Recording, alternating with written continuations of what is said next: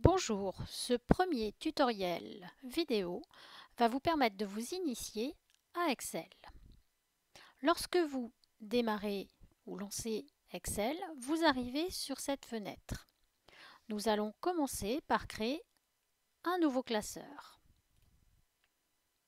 Le principe d'Excel est donc de créer un fichier nommé par défaut classeur qui pourra comporter plusieurs feuilles. Nous y reviendrons ultérieurement. Prenons tout d'abord quelques points de repère dans la fenêtre d'Excel et quelques points de repère au niveau du vocabulaire utilisé. Vous allez trouver donc dans votre classeur Excel des colonnes et des lignes. L'intersection d'une ligne et d'une colonne s'appelle une cellule et non pas une case.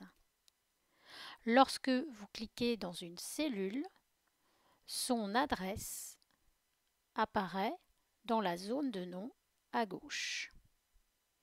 Autrement dit, je suis ici en colonne C et sur la ligne 4. Je suis en cellule C4. Autre point de repère, ce que l'on appelle le ruban. Le ruban est constitué de toute la partie supérieure de l'écran. Vous allez naviguer par onglet. Le plus important est celui que nous verrons aujourd'hui, l'onglet Accueil. Enfin, première chose à savoir faire, gérer les onglets. En effet, si malencontreusement vous cliquez à droite sur ce petit outil, votre ruban et les outils disparaissent. Pour les réafficher, vous avez en haut de votre fenêtre les 4 outils système, le premier permettant de quitter le logiciel, le deuxième permettant d'agrandir ou de diminuer votre fenêtre de travail, le troisième vous permet de mettre de côté votre fenêtre de travail pour la reprendre ultérieurement, et le quatrième outil va vous permettre de réafficher le ruban. Par défaut, nous avons ici uniquement les onglets d'afficher, onglet accueil, onglet insertion, mise en page, etc. Pour avoir à nouveau accès à nos outils, nous allons venir choisir la dernière option, afficher les onglets et commandes. Nous retrouvons ainsi notre onglet accueil avec les commandes ou outils disponibles. Commençons par saisir notre premier tableau. Pour un suivi client, par exemple, avec des noms très originaux.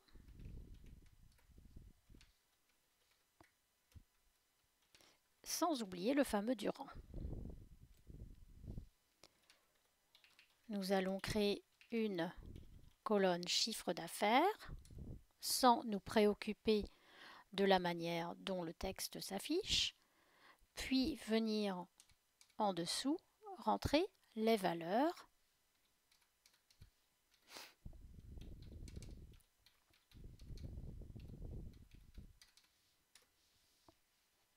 sans nous préoccuper non plus pour le moment de la manière dont les valeurs s'affichent.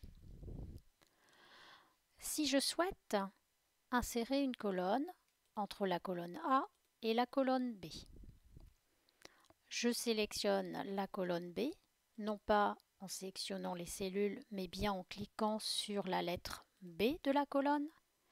Puis, par un clic droit, je choisis Insérer. La manipulation pour la supprimer est la même. Je sélectionne ma colonne en cliquant sur la lettre B de celle-ci, puis par un clic droit, Supprimer. Une autre méthode consiste à venir chercher dans Accueil la commande Insérer colonne. de la même manière, une fois la colonne sélectionnée, supprimer, colonne. Pour le cas des lignes, la manipulation suit exactement la même logique. Exemple, je souhaite insérer une ligne après la ligne 4, je me positionne donc sur la ligne 5. Attention, je ne sélectionne pas les cellules, c'est bien la ligne entière que je sélectionne en cliquant sur le 5, le numéro de ligne. Puis clic droit, insérer. Je peux aussi le faire par la commande dans le ruban accueil, insérer ligne. Pour supprimer deux méthodes, je sélectionne la ligne, clic droit, supprimer, je sélectionne la ligne et j'utilise la commande supprimer ligne.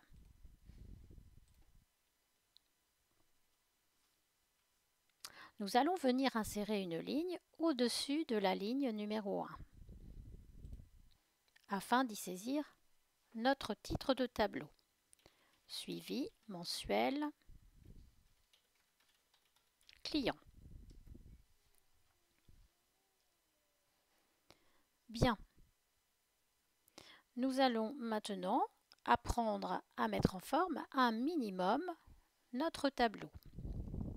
Première chose, chiffre d'affaires. Je ne souhaite pas agrandir la colonne, ce que je pourrais faire en venant ici entre la colonne B et C, simplement en cliquant glissant. Je souhaite plutôt ici que chiffre d'affaires aille à la ligne. Je sélectionne donc la cellule en cliquant dessus, puis dans Accueil, toujours, je viens chercher l'outil qui me permet d'aller à la ligne. Voilà. Je vais ensuite, ici, si je regarde, j'ai toujours deux cellules. Je vais donc ensuite ici en faire une seule, plus grande. Je sélectionne mes deux cellules et je vais les fusionner. Autrement dit, avec les deux sélectionnés, j'en fais une grande et le texte, par défaut, est centré à l'intérieur. Je vais maintenant apprendre à mettre en place des bordures et une trame de fond. Pour ce faire, je sélectionne en cliquant glissant mon tableau et je viens chercher l'outil dans le cadre police. Je viens chercher l'outil bordure. Je vous conseille d'utiliser le dernier outil. Il vous permet en effet de mettre en place toutes les bordures en une seule fois. En choisissant tout d'abord un trait double par exemple, avec une couleur qui nous servira pour le contour du tableau, et ensuite un trait simple d'une autre couleur qui nous servira pour les bordures intérieures. Je peux ainsi indéfiniment personnaliser les bordures de mon tableau. Exemple, je prends des pointillés d'une autre couleur que je vais appliquer à l'intérieur pour les bordures horizontales uniquement. Lorsque j'ai terminé, je valide en cliquant sur OK.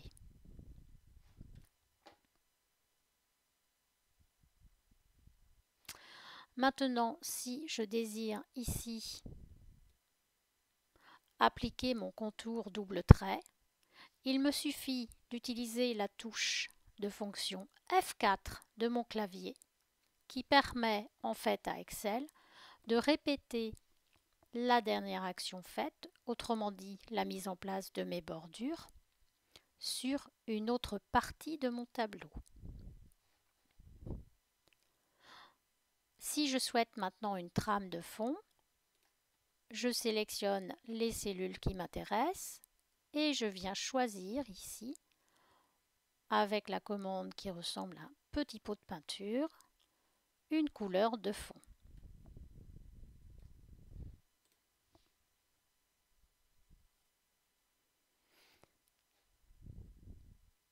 Bien, nous avons donc abordé, en récapitulant, l'outil bordure, un outil qui nous permet de mettre en place des couleurs de fond, des trames de fond, un outil qui nous permet de demander à Excel d'écrire le texte sélectionné à la ligne, lorsque la cellule n'est pas assez large, et un outil qui nous permet de fusionner, c'est-à-dire avec plusieurs cellules sélectionnées, de n'en faire qu'une grande.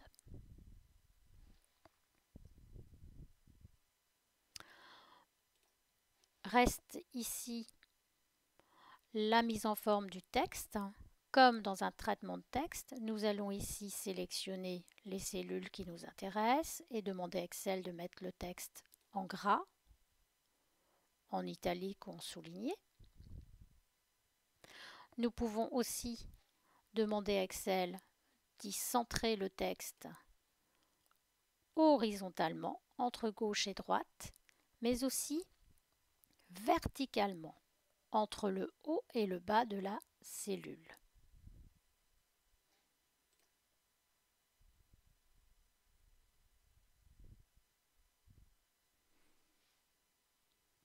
Passons maintenant à nos premiers calculs. En sélectionnant l'ensemble des chiffres d'affaires des clients, un outil apparaît. C'est l'outil d'analyse rapide. Si nous cliquons sur cet outil, Excel nous propose plusieurs choses, et notamment des totaux. Il suffit alors de venir sélectionner ce qui nous intéresse, soit la somme, soit la moyenne, bref, ce que vous souhaitez. Prenons ici la somme. On remarque que cette somme vient s'afficher automatiquement sous les valeurs sélectionnées. Si je souhaite maintenant mettre en place une moyenne et que j'utilise le même procédé, totaux, moyenne, le souci est qu'Excel m'informe que la cellule sous les valeurs sélectionnées contient déjà un résultat. Est-ce que je souhaite donc remplacer mon total par la moyenne? Auquel cas, je ferai OK. Sinon, eh bien, il faudra mettre en place la moyenne d'une autre façon. Le principe est le suivant. Je me positionne dans la cellule qui doit contenir la moyenne et je viens toujours dans le ruban Accueil choisir le symbole sigma. Une petite flèche me permet de sélectionner la fonction souhaitée, ici la moyenne. Attention, Excel me propose toutes les valeurs au-dessus de l'endroit où je me trouve. Le souci est que dans ma moyenne, je ne dois pas prendre en compte le total qui se trouve en B8. Je vais donc venir resélectionner avec la souris les valeurs à prendre en compte.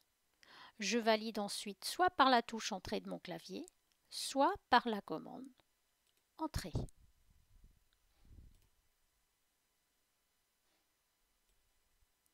Si je souhaite maintenant effacer une partie de mon tableau, attention, si j'utilise la touche Supr de mon clavier, Supr ne supprime que le contenu des cellules, mais en aucun cas ne supprimera la mise en forme, les bordures, les couleurs, etc.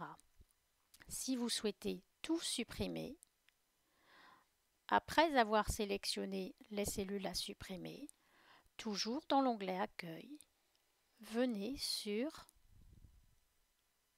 la gomme et choisissez ce que vous voulez effacer. Uniquement les formats, c'est-à-dire les bordures, la couleur de fond, la couleur du texte, ou bien uniquement les valeurs, et à ce moment-là, les bordures resteront en place, ou alors effacez tout. Nous nous arrêterons ici pour cette première vidéo qui vous permet déjà de manipuler un petit peu le logiciel Excel. À très vite!